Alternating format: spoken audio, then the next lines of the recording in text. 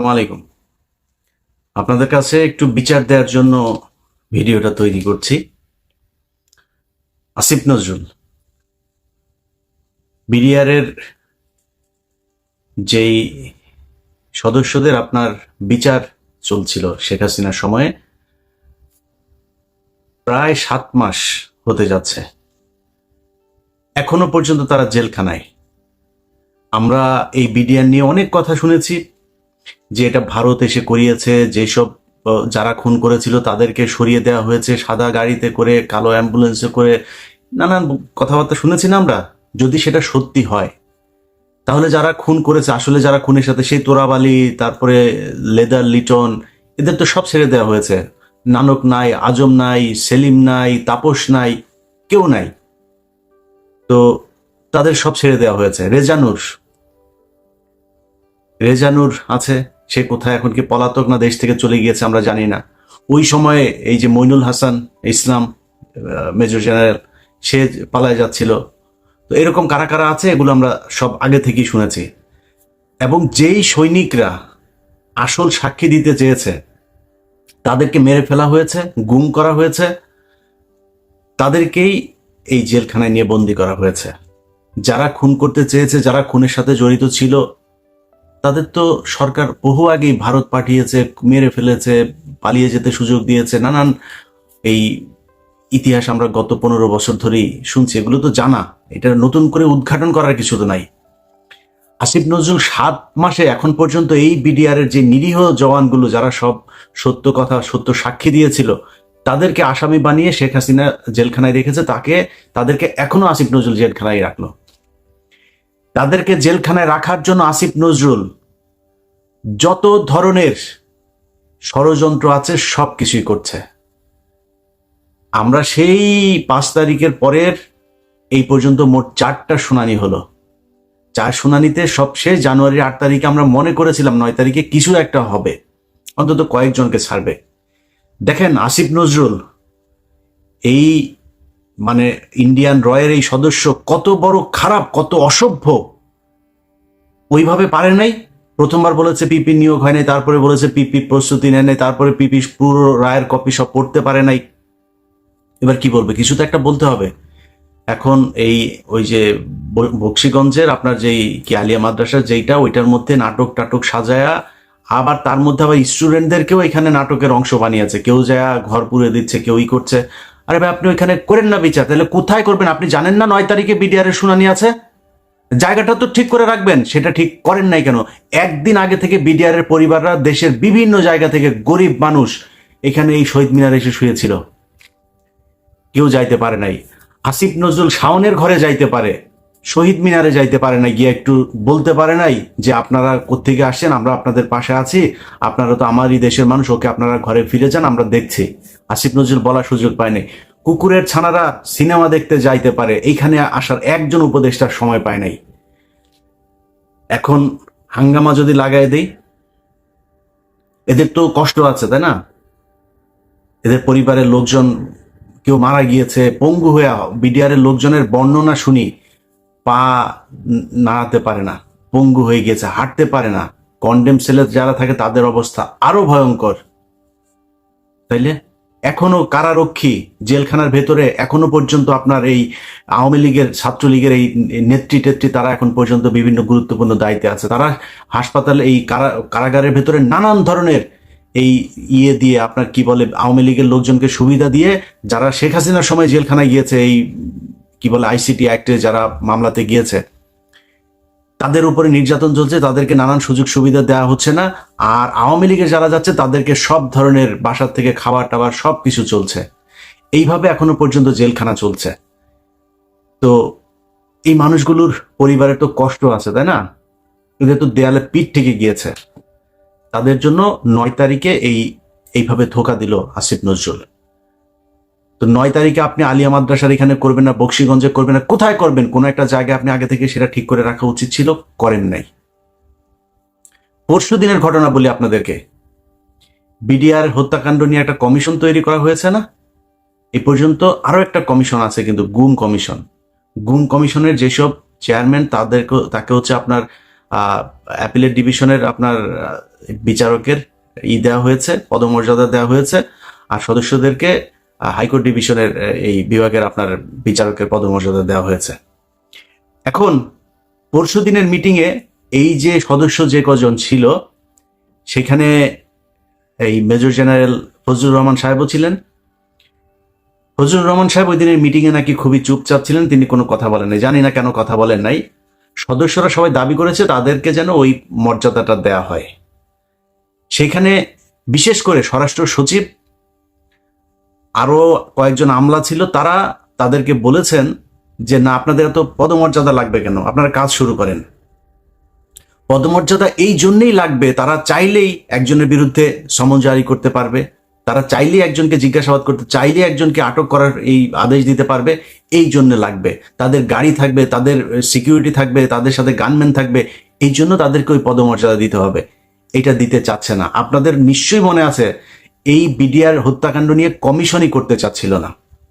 এখন কমিশন করে নানানভাবে এটার মধ্যে একটা বাধা সৃষ্টি করে কোনোভাবে যাতে এটাকে ঠেকানো যায়। এখানে তো 1-2 টাকার খেলা না, তো পুরো দেশ, ইন্ডিয়া একদম রাষ্ট্রীয়ভাবে এটার বিরুদ্ধে।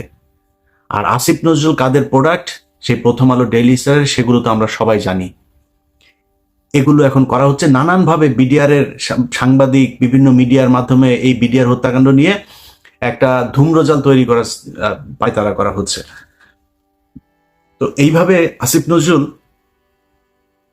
আপনি তো বাঁচাইতে পারবেন না। বিডিআর এর হত্যাকাণ্ড নিয়ে যত অডিও রেকর্ড, যত কাগজপত্র, যত ফাইল যা যা আছে, কমিশনের কাছে যা নাই ওইটা আমার কাছে আছে। এখান থেকে বাঁচতে পারবেন না। আমি কাজ করছি, দিন রাত খাটছি বিডিআর এর এই ফাইল নিয়ে। এক এক ফোন রেকর্ড, সেই 25 তারিখের, 26 তারিখের, 27 তারিখের এক এক ফোন রেকর্ড 1.5 ঘন্টা 2 ঘন্টা করে শুনছি, সারা দিন রাত এগুলো শুনছি, শুনে শুনে লিখছি। আমি তো ফাঁক ফোকর রাখবো না। এমন এক জিনিস বানায় দিব, এই কমিশন শুধু আমার ওই অনুসন্ধান দেখা যদি নাকি রায় দিয়ে দেয়, না আর কিছু লাগবে না।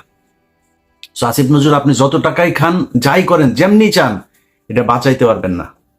আর যদি মনে করে থাকেন যা মনে চায় তাই করবেন, এই যে বাংলাদেশ ব্যাংকে রয়ের এক সদস্যকে আপনার বসানো হচ্ছে, এখন সব জায়গাতে আসিফ নজরুলের এই যে পিএস, বলেছিলাম না যে এবিএম খায়রুল হকের পিএস, মনে করেন যে সে জানে না বোধহয়, আমরা জানিয়ে দিয়েছিলাম তো না, সে ব্যক্তি এখনো তার পিএসসি আছে, ওই সেই মহিলা সে ওইখানেই আছে।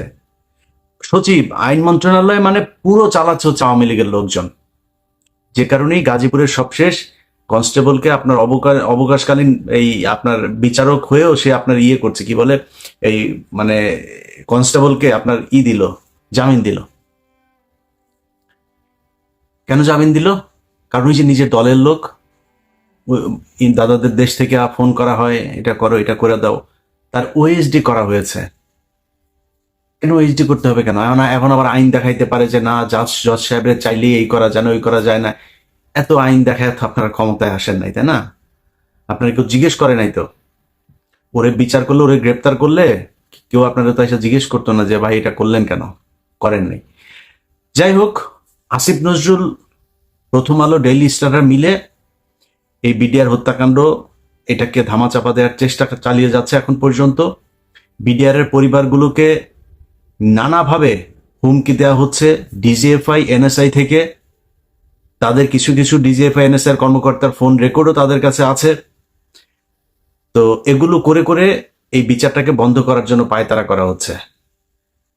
আসিফ নজরুল এবং আসিফ নজরুলের ছানাপোনা সবগুলাকে বলতে চাই, টাকা পয়সা কামায় তো ভোগ করবেন না, এই টাকা পয়সা তো বের হয়ে যাবে।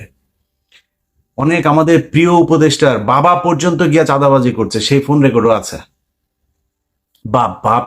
বাপরে মাঠে নামিয়েছে চাঁদাবাজি, টাকা কালেকশন করার জন্য। আবার এটার আবার একটা বৈধতা নিয়েছে, কিভাবে জানেন? ওনারা নাকি দল গঠন করবে, দলের জন্য টাকা লাগবে। আপনাদের অপমান করতে চাই না, নামগুলিও বললাম না, অডিও ছাড়ি না এখন পর্যন্ত। পরিস্থিতি এমন করবেন না যে সেগুলো ছাড়তে বাধ্য হই, তাহলে কিন্তু মুখ দেখাইতে পারবে না। আসিফ নজরুলের বিচির মধ্যে কামড় দিয়া বসা বসা আসিফ নজরুল যা বলবে সেটা শুনবেন, খুব বেশি দিন কিন্তু সহ্য করব না।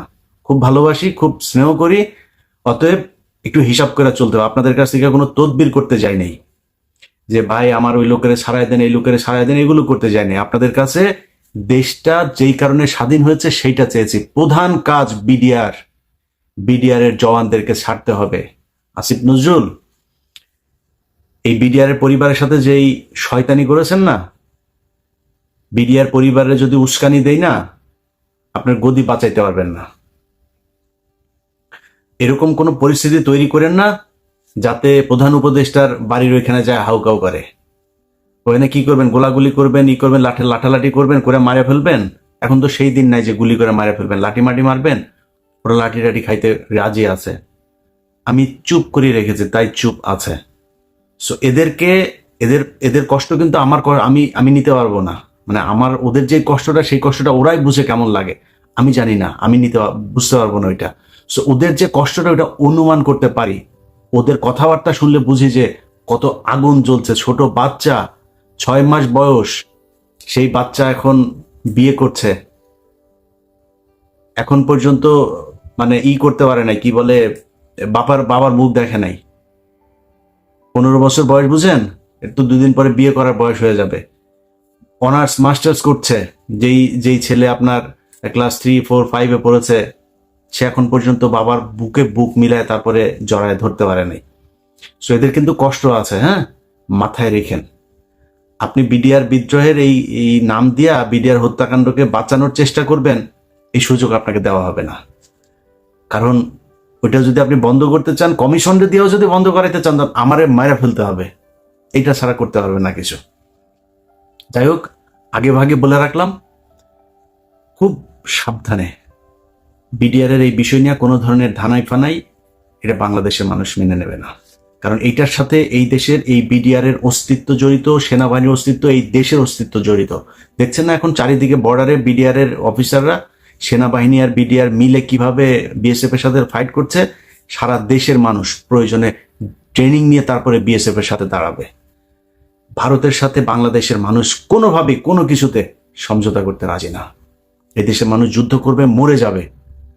শুধু তোদের মতো কিছু অসভ্য টাকার কাছে তোরা তোদের মা বোনকেও আরেকজনের খাটে শোয়াই দিয়ে তারপরে টাকা নিতে পারিস। এটা যদি না পারতিস তাহলে এই আগস্টে যা ঘটলো, সেই জুলাইয়ের 16 তারিখ থেকে 5 আগস্ট পর্যন্ত এরকম একটা সরকারের পার্ট হয়ে টাকা পয়সার জন্য এত বিট্রে করতে পারতে না।